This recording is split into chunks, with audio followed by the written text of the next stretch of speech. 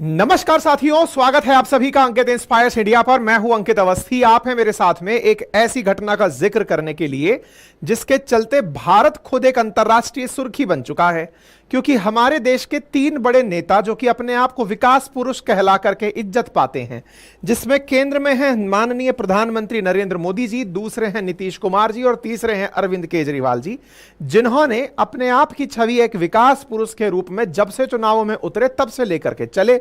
चाहे प्रधानमंत्री नरेंद्र मोदी जी की बात हो, सबका साथ सबका विकास इनका एजेंडा रहा। इन्होंने कहा कि हम हर दिन अब देश की उपलब्धियों को लेकर के सुर्खियों में रहना चाहते हैं।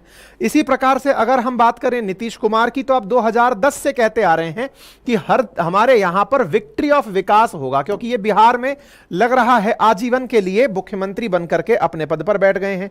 ठीक इसी क्रम में अगर हम देखते हैं अरविंद केजरीवाल जी को, तो ये तो कहते ही आए हैं कि दिल्ली को हम लंदन और पेरिस जैसा बना देंगे। ये लंदन और पेरिस जैसे जो सपने दिखाए गए हमको विकास के, जब हम उस विकास को टॉर्च लेकर खोजने निकलते हैं कि कहां हो बेटा विकास, तो हमको विकास इस तरह के रोड में, इस तरह के इंफ्रास्ट्रक्चर में, इस तरह के हाई राइज बनते हुए पुलों में तो दिखाई देता ही है। इसके साथ साथ कुछ विकास इस तरह से धराशायी होते हुए पुलों में भी दिखाई देता है।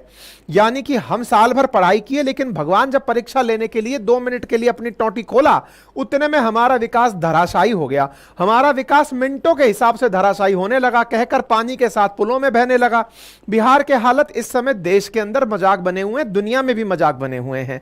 हालात दिल्ली की है। दिल्ली वाले जो एक तरफ से लेकर चल रहे थे कि हमारे पास पानी नहीं है, टैंकर के लिए भागे फिर रहे थे। महाराष्ट्र वाले कहते फिर रहे थे कि हमारे डैम में पानी खाली हो गया है। भगवान टोटी खोल दिया, सड़कों पर ही झील बना दिया। लेकिन करें क्या, पुअर प्रबंधन है कि हम विकास इतना खोल के किए कि सड़कों को झील बना दिए, पूरा वेनिस और लंदन पूरी तरह से दिल्ली को बना दिए। अब यह विकास पर हम इतनी चर्चा कर क्यों रहे हैं? क्योंकि अल्टीमेटली पैसा तो हमारा ही लगा है ना जी। क्योंकि आप और हम जितना भी पैसा खर्च कर रहे हैं, उसमें से सरकार भर भर के अपना कोटा पूरा कर ले रही है। अकेले एक फाइनेंशियल ईयर 23-24 के अंदर भारत सरकार ने जीएसटी से 20.18 लाख करोड़ रुपया टैक्स इकट्ठा किया है। दिल्ली सरकार की अगर हम बात करें और बिहार सरकार की अगर हम बात करें, तो हजारों करोड़ में इन्होंने टैक्स कलेक्शन किया है। और वो टैक्स कलेक्शन का जब रिजल्ट आया कि देखो भाई आपने क्या किया इस पैसे से, तो उस रिजल्ट के अंदर भरभरा के सरकार जो है वो परीक्षा में मानसून के फेल हो गई। आज विस्तार से इसकी चर्चा करेंगे, लेकिन आपको ज्ञान देने के लिए कि टैक्स किस तरह से कलेक्ट किया जाता है, किस तरह से उसका उपयोग होता है, ये सब बातें जाननी हो। मानसून क्यों आता है, कब आता है, इसके लिए आपको ज्योग्राफी भी जरूरी है, भारतीय राज्य व्यवस्था के लिए पॉलिटी पढ़ना जरूरी है, इकोनॉमी की आपका टैक्स कहां जरूर कटता है, तो उन सबके लिए हमारा बैच अपनी पाठशाला पर उपलब्ध है, जाकर के उसे देख सकते हैं। लिंक कमेंट बॉक्स में दिया हुआ है। साल भर की वैलिडिटी के साथ हमारा कोर्स उपलब्ध है। घर पर बैठकर कंटेंट पढ़ना चाहते हैं तो हमारे हैंड रिटन नोट्स 3000 पेजेस के घर पर भेजने के लिए उपलब्ध है। इस तरह से आप इनको घर पर मंगा सकते हैं। हमारा कंटेंट अपनी पाठशाला.com वेबसाइट पर भी उपलब्ध है, जिसे जाकर आप यूज कर सकते हैं। साथियों, भारत सरकार का हाल ही में भगवान ने, क्योंकि वैसे भी भगवान भरोसे हम बहुत कुछ कर रहे हैं, ऐसी स्थिति में भगवान ने मानसून नाम के सीजन में, और बिल्कुल अज्ञात नहीं था, ये बिल्कुल वैसे ही है जैसे बच्चा जब साल भर पढ़ाई करता है और साल भर पढ़ाई करने के बाद परीक्षा देने के लिए साल में एक बार एग्जामिनेशन हॉल जाता है, बिल्कुल वैसे ही भारत सरकार हो चाहे राज्य सरकार हो, दिन भर बेचारे मेहनत करते हैं, विकास करते हैं, और फिर भगवान कहता है कि आओ जी आपकी परीक्षा ले लें। तो परीक्षा के नाम पर भगवान कुछ छींटे डालता है कि लो जरा प्यास से मर रहे थे, थोड़ा सा पानी भेजते हैं, देखते हैं क्या कर पाते हो। उसको हम मानसून सीजन कहते हैं। मानसून सीजन ऐसा नहीं है कि पहली बार आया है, साल में हर बार आता है। हर बार आता है बढ़िया से मई के अंतिम माह में एंट्री करता है, जून जुलाई बढ़िया से रहता है, और हर बार ऐसी स्थिति आती है कि बकायदा रेड अलर्ट, ऑरेंज अलर्ट दिखाए जाते हैं कि बढ़िया बारिश होगी, देश में खूब अच्छे से बारिश होगी, दुनिया भर की सुर्खियां बनती है कि बारिश खूब बढ़िया से आएगी। मौसम विभाग अपनी चेतावनी देता है कि चिंता ही मत करिए, भरभरा के बारिश आएगी, इतनी बारिश आएगी कि समेट नहीं पाओगे कि इसका क्या करें, हमको तो पानी के लिए सड़कों पर बैठना है। आप आयरनी देखिए कि देश की कितनी बेकार स्थिति है कि इस देश के लोग सड़कों पर इकट्ठे होते हैं प्रदर्शन करने के लिए कि पानी नहीं है। वही सड़कें जब पानी से भर जाती हैं, तब कोई खड़ा इसलिए नहीं होता कि इस पानी का कुछ कर लो महाराज, क्योंकि हमने आपको इतना पैसा दिया है, पूरी की पूरी जमीन को सीमेंट से चिन दिया गया है, ये पानी जमीन में उतर नहीं रहा है, पानी का लेवल नहीं इंक्रीज हो रहा है, नदी नाले एक समान हो रखे हैं। ये रेन वाटर हार्वेस्टिंग के लिए साल भर में क्या तैयारी की, क्या है वो स्मार्ट सिटी परियोजना, क्या है भूजल प्रबंध, क्या है वो विकास जिसको इस समय पर बारिश 2 महीने के अंदर अंदर तहस नहस कर देती है। अभी तो महीना भी शुरू नहीं हुआ है, इतने में बारिश के जो अलर्ट्स हैं उनके हालात सबके सामने खुलकर आ चुके हैं। साथियों, इंडियन मेट्रोलॉजिकल डिवीजन आईएमडी के द्वारा रेड अलर्ट कुछ राज्यों में जारी किया गया, कुछ जगह ऑरेंज अलर्ट जारी किया गया कि बहुत तेज बारिश आएगी, और उसका नतीजा दिल्ली ने खुलकर देखा। जो दिल्ली दुनिया भर की सुर्खियों में था कि देश की राजधानी में लोग टैंकर के पीछे भागते दिख रहे हैं, उसने सीवियर हैवी बारिश देखी, और इतनी बारिश देखी कि दिल्ली वालों ने 88 साल का रिकॉर्ड तोड़ दिया। मतलब उन्होंने एक ही दिन में 23 सेंटीमीटर बारिश देख ली। अभी 29 जून के आखिर की बात है। मतलब कहा जाता है कि सामान्यतया जो बारिश होती है उस बारिश की रेंज में कहा जाता है कि हैवी रेनफॉल कहा जाता है अगर आप 7 सेंटीमीटर बारिश देख लें या फिर 11.5 सेंटीमीटर तक बारिश देख लें। 11.5 से 20 के बीच में देखें तो हैवी वाली में काउंट किया जाता है, वेरी हैवी में। दिल्ली वाले 23 सेंटीमीटर बारिश झेल लिए। इतना बारिश का देख लिए कि साहब इनका तो सब कुछ पानी से भर गया। मतलब भगवान ने कहा सरकार नहीं अपन सरकार है, और ऐसी स्थिति में लो दिल्ली वालों पानी का पानी कर देते हैं। लेकिन साहब मुसीबत यह है कि यह पानी तो और प्यासा मारता है, इसमें बेचारा कोई प्रदर्शन करने और नहीं जा पाता है, क्योंकि आप रास्ते का पानी आंजली से नहीं पीने लगेंगे ना जनाब। स्थिति समझिए यह कितनी विकट स्थिति है, और दिल्ली वालों की स्थिति, विशेष रूप से देश की राजधानी की स्थिति, उसके लिए केवल कोई एक व्यक्ति जिम्मेदार नहीं है, हम सब जिम्मेदार हैं जो बैठ करके अपनी तरफ से बस तस्वीरें देखकर खुश हैं। आप में से बहुत सारे लोग तो अब इस बात से अनभिज्ञ होकर बैठे होंगे, अरे अब तो दिल्ली में खूब पानी ही पानी हो गया, दिल्ली वालों की तो पानी की दिक्कत ही मिट गई होगी। कुछ पानी की दिक्कत नहीं मिटी होगी। कारण समझिएगा, पहले दिक्कत था कि घर के नल में पानी नहीं आ रहा था, अच्छी बात है, टैंकर पहुंचकर पानी लेकर पहुंच रहा था। अब दिक्कत क्या है, पानी खूब बरस गया है लेकिन यह पीने योग्य नहीं बचा है। क्यों नहीं बचा है? क्योंकि रेन वाटर हार्वेस्टिंग के लिए कुछ नहीं हुआ है। कीचड़ का पानी कोई नहीं पिएगा, कोई भी घर के आगे बहते पानी को धोकर नहीं पीने वाला है, छान कर नहीं पीने वाला है। यह नदी नाला सीवेज का पानी जो सड़कों पर भरा है यह फिर यूं ही बह जाएगा। दिल्ली वाले फिर से पानी के लिए अभी भी परेशान है और आगे भी रहने वाले हैं। इस सड़क पर बहते पानी से कोई भी पानी की किल्लत फिलहाल दूर नहीं होगी। मतलब दिल्ली के जो लोग सड़कों पर प्रोटेस्ट के लिए दिख रहे थे वो बेचारे अब और परेशान हैं कि अगर जनता के रूप में खड़े हो गए बाहर कि हमको पानी नहीं मिल रहा है, रियल में पीने का पानी उन्हें अभी भी नहीं मिल रहा है, उनको पानी की किल्लत अभी भी है। लेकिन मुसीबत यह है कि उस पानी की किल्लत के लिए ये वाला जो पानी बरसा है, इस पानी के बाद वो प्रोटेस्ट के लिए भी खड़े नहीं हो पा रहे हैं। ये पानी जो भरा है, जिसका प्रबंधन किया जा सकता था, जिसे सरकार के द्वारा ऐसे ड्रेन होल खोदे जा सकते थे, रास्ते में से इस पानी का इतना बेहतर प्रबंध किया जा सकता था कि ये जमीन में जा सकता था, इस पानी का उपयोग बहुत अच्छे से किया जा सकता था। लेकिन वो पानी कहीं इस तरह बस को डुबोने में काम आ रहा है, कहीं प्रगति मैदान की प्रगति को डुबोने में काम आ रहा है, कहीं गाड़ियों को नाव बनाकर तैराने में काम आ रहा है, मंत्री जी को गोदी में ले जाने के काम आ रहा है, खुद जल मंत्री के घर को पानी में डुबोने के काम आ रहा है। हालात यह है कि दिल्ली में बारिश से 5 लोगों के मरने की खबर बनती है। यह तो दिल्ली की बात हुई साहब। दिल्ली के इंटरनेशनल एयरपोर्ट की बात सुनिए साहब, जहां भारत सरकार के द्वारा विकास के नए आयाम कसे गए थे, अडानी जी के द्वारा निर्माण किए गए थे। ऐसी स्थिति में पता चलता है कि वहां की रूफ कोलैप्स कर जाती है। हालात ऐसे बदतर होते हैं, हमने ट्विटर पे भी अपनी जानकारी साझा की थी कि साहब वहां के तो ऊपर से गिर करके फॉल सीलिंग के नीचे गिर जा रहा है। इस तरह के हालात हो रहे हैं कि लोग बैठे बैठे मर जा रहे हैं। ना केवल दिल्ली बल्कि इस तरह के हालात गुजरात के अंदर भी, राजकोट में देखने को मिले। वहां पर भी एयरपोर्ट की छत धड़ाम से नीचे आकर के गिर गई। हमारा विकास इतना पैरेलल कैसे है कि 2 बूंद नहीं झेल पा रहा है, सीजन नहीं झेल पा रहा है। दुनिया में क्या अकेली बारिश भारत में आती है क्या? ऐसी स्थिति को क्यों नहीं हैंडल हम कर पा रहे हैं, यह बड़ा सवाल है। विकास के नाम पर हिमाचल में बनी हुई सड़कें जो कि पानी जैसे ही बरसा 1 फीट तक अंदर धस गई, 60 सड़कें बंद करनी पड़ गई। बिहार में तो समझिए पुलों ने अपने आप में रेस कर रखी है कि कौन आज के दिन पहले गिरेगा। लोगों ने अब तो यह न्यूज देखना बंद कर दिया है कि बिहार में कितने पुल गिर गए हैं। पुल खुद लग रहा है सुसाइड करने निकले हुए हैं कि नहीं भाई साहब अब हमारा नंबर है, हम कूदेंगे। इस तरह से लगातार 15 दिन के अंदर 10 पुल तो कोलैप्स कर चुके हैं। 18 जून को देखें, 22 जून को देखें, 28 जून को देखें, पुलों में समझ लीजिए कि होड़ मची हुई है कि कौन सा पुल पहले टूटेगा। बिहार ने तो अलग ही रिकॉर्ड बना लिया है। इन तस्वीरों को अगर देखें तो देखकर यह लगता है कि इन पुलों को ऐसी क्या नाराजगी हुई है कि बारिश आते ही कह रहे हैं कि नहीं इस पानी में बह करके हमको मरना है। ऐसे हालात इन पुलों ने यहां पर बना दिए हैं। अगर आप इन तस्वीरों को देखें तो इससे आप अंदाजा लगाएंगे कि बिहार के अंदर कंस्ट्रक्शन के क्या हालात हो रखे हैं। 17 दिनों के अंदर कुल 11 पुल गिर चुके हैं, तारीखें आपके सामने हैं। इस तरह के टूटते पुलों पर खुद लोग परेशान होकर के, हमने हर जानकारी को आपके साथ अपने ट्विटर हैंडल पर साझा किया है। कभी आप अगर चाहें तो अपडेटेड रहने के लिए हमसे कनेक्टेड वहां रह सकते हैं। सुप्रीम कोर्ट में बकायदा इस चीज के लिए PIL जनहित याचिका दायर की जा चुकी है कि साहब अल्टीमेटली बिहार में ऐसा क्या हो रहा है, क्या अकेली बारिश गिर करके बिहार में जा रही है क्या, जो पिछले इतने से दिन में मतलब महीना भर नहीं निकला इतने पुल गिर करके आ गए। जांच करिए कि इसके लिए कौन जिम्मेदार है।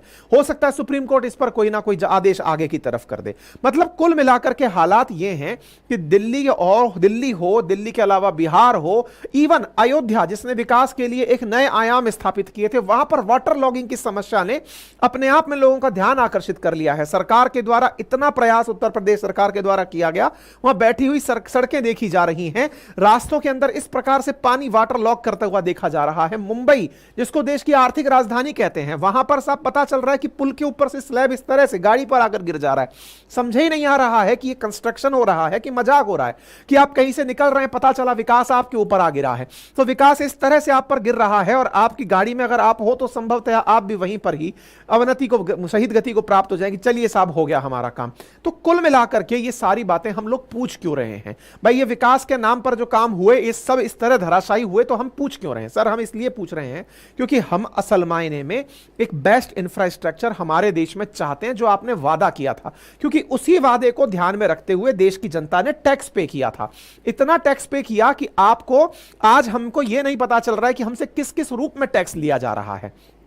आपको अगर लगता है कि मैं तो 2 पैसे भी नहीं कमाता फिर भी मेरे से कोई सरकार कैसे टैक्स ले लेगी, आप जो वस्तु उपभोग कर रहे हैं, चाहे चिप्स का पैकेट खा रहे हैं, चाहे माचिस की तीली जला रहे हैं, चाहे 2 बिस्किट खा रहे हैं, उन सब के लिए टैक्स पहले से ही लिया जा चुका है। आप डायरेक्ट नहीं तो इनडायरेक्ट टैक्स के ऑलरेडी भागीदार हैं।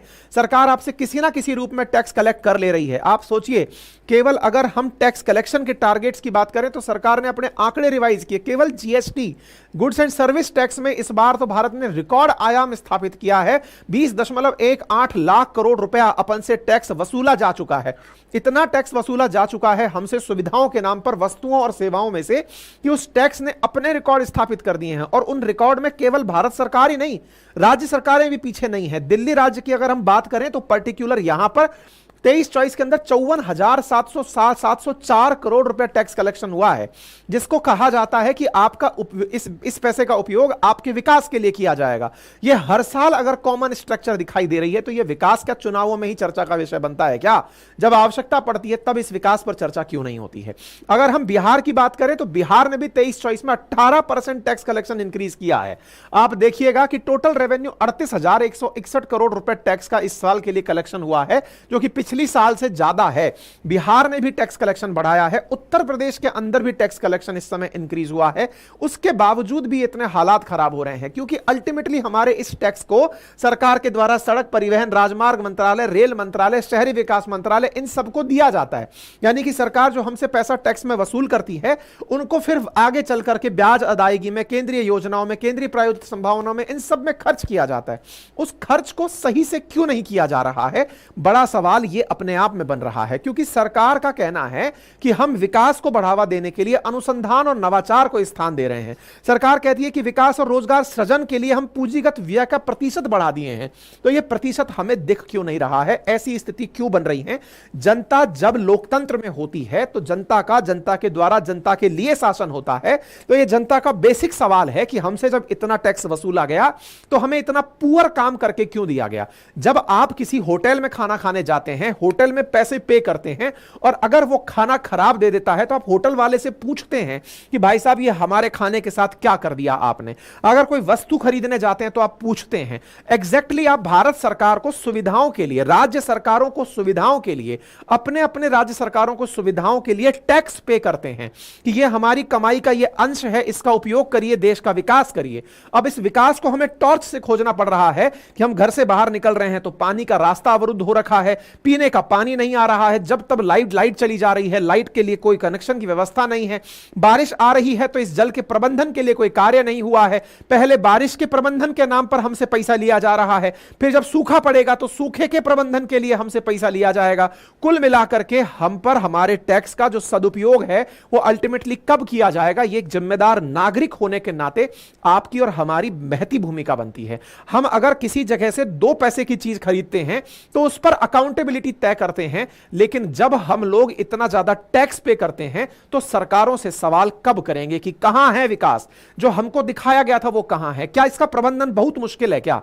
आपसे जो टैक्स कलेक्ट किया गया, आप सोचकर देखिए कि बैक टू बैक गर्मी के बाद मानसून चला आता है, गर्मी के बाद मानसून और सर्दी, इन तीनों में दिल्ली मजाक बनती है। गर्मी आती है तो गर्मी के अंदर दिल्ली मजाक बनती है कि पीने का पानी नहीं है, बारिश आती है तो मजाक बनती है कि ये जो पानी है इसको इकट्ठा कहां करें समझ नहीं आ रहा है, सर्दी आती है तो दिक्कत ये होती है कि इतना पॉल्यूशन हो गया है कि इसको क्या करें। तो क्या देश की राजधानी रहने लायक नहीं बची है क्या? और देश की राजधानी क्या केवल और केवल दिल्ली विधानसभा के द्वारा ही रन होती है क्या? क्या केंद्र जिस प्रकार से उसे संपूर्ण राज्य का दर्जा नहीं देता है तो क्या केंद्र का उस पर कोई जिम्मेदारी नहीं बनती है क्या कि देश की राजधानी के नाम पर दुनिया में भारत की इमेज क्या जाएगी? क्या इस विषय में कोई नहीं सोचेगा क्या?